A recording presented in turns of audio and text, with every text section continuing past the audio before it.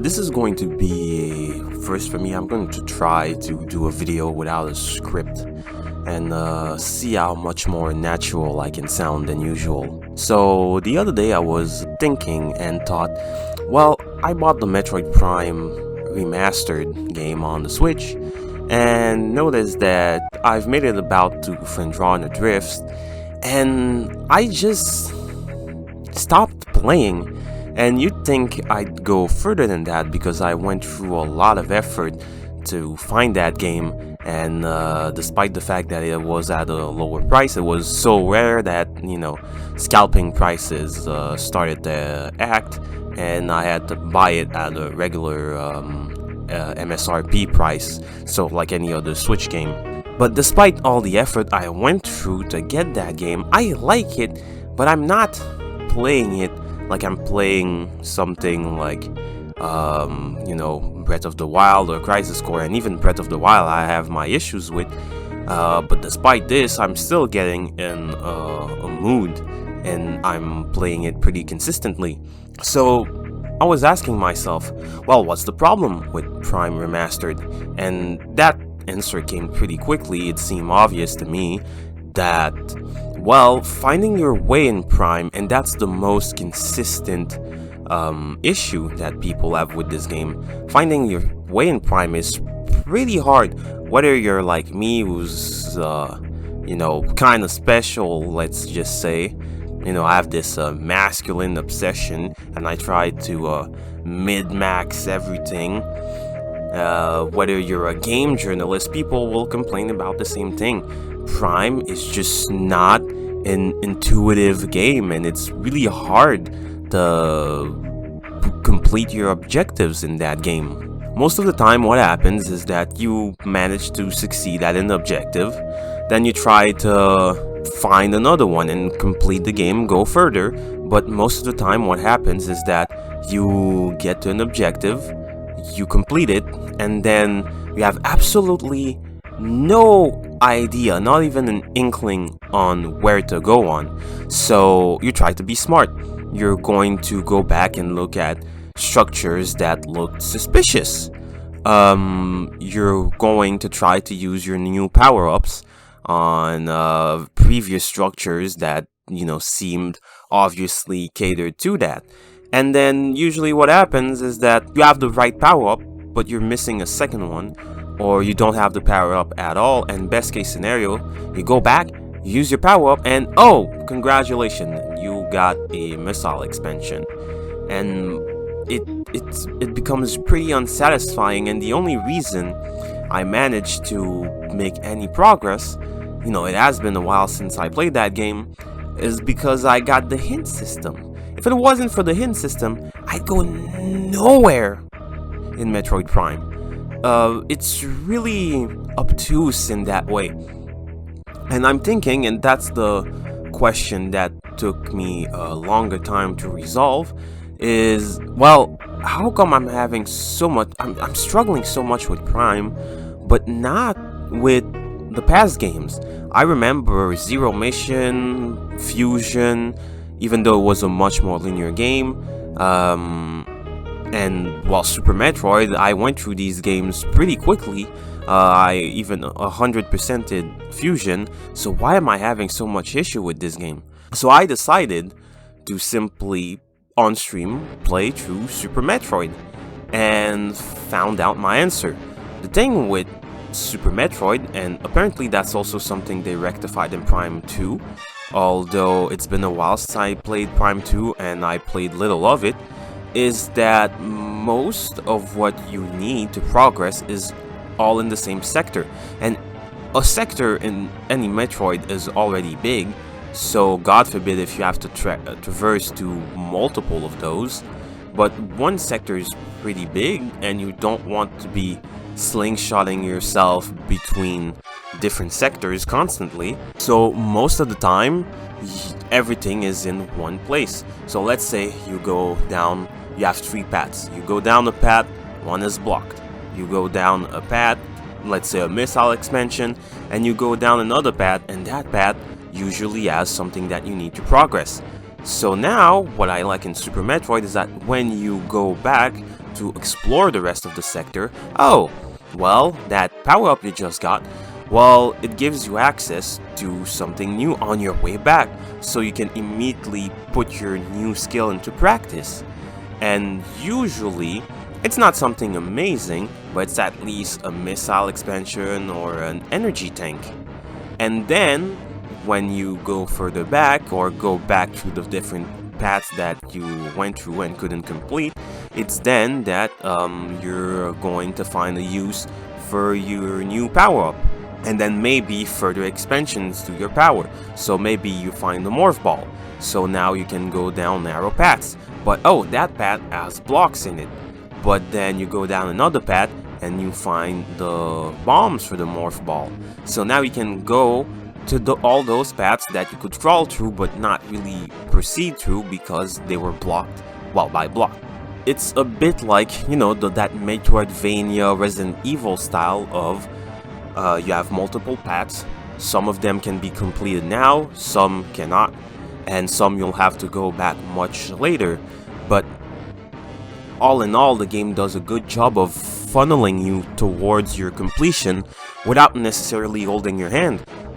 Super Metroid doesn't even have any sort of, you know, objective marker like Fusion did, where they, you know, push you in a general direction and say go there. Super Metroid doesn't say anything, but it doesn't need to, because it's really supernatural. You're going to naturally want to go down certain paths because you just got a new ability, and if you think and use your intuition, well, listening to your intuition pays off. Unlike Prime, where you might be in Talon and you have to go to Fendrana Drifts, so now you have to traverse Magmore Caverns, and then, well, you got a new power-up. Where do I have to use it? Well, you have to go back to Magmore Cavern. Or maybe you have the famous example of, well, you made it through the phase on mines. What do? Just back out completely of the phase on mines and just go back to the beginning of the game. It's just not natural, and it just slingshots you from place to place with no reason. The reason for that issue, I speculate, but I think it's probably right, it's that, you know, Nintendo, when Gunpei Yokoi died, they struggled with making a Metroid that, you know, wasn't 2D, and they waited, and they, you know, gave off the franchise to Retro Studios, and Retro Studios really nailed it first try. The problem is that, like a lot of games that are going to be the first in 3D, you really have to nail the fundamentals and the essence of that franchise and translate it to three-dimensional space. But the issue is that a lot of times you know, the little details are going to be missing, and a lot of times the game are going to be more basic and less imaginative. That's my main issue. For example, with Ocarina of Time, it's an excellent game, but it's pretty basic as far as a Zelda game goes, and it might as well be more or less a remake of A Link to the Past. The novelty comes from the fact that it's 3D.